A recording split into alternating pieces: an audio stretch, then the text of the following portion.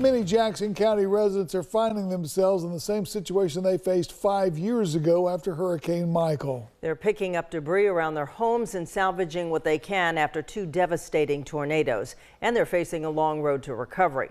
News 13's Courtney Fegley joins us live in our studios tonight. Courtney, how are Jackson County officials approaching these relief efforts?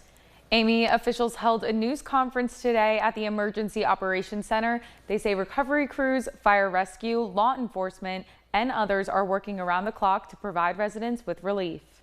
The humming of generators and beeping of trucks cleaning up debris filled the air at Spring Chase Lane in Jackson County Wednesday. This is just one of many neighborhoods severely impacted by Tuesday's tornadoes. There is a lot of utility restoration going on in different neighborhoods as well as state roads. Please avoid the affected roads to allow our recovery crews, fire rescue, law enforcement members, power and utility companies and linemen, debris cleaners to work safely. County officials updated the public on how they're executing relief efforts Wednesday afternoon. Our teams, along with the National Weather Service and the Florida Department of Emergency Management, are conducting thorough damage assessments, which we expect to complete by Thursday.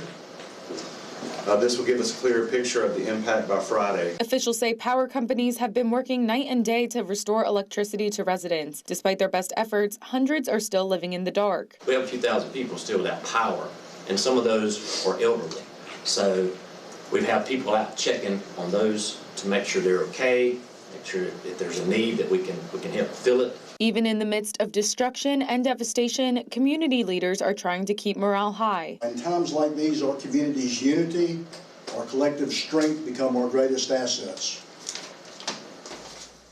In the face of adversity, officials say emergency response personnel also went door to door, passing out tarps and other equipment to those affected by the storm. Now, Courtney, were there any injuries or fatalities reported?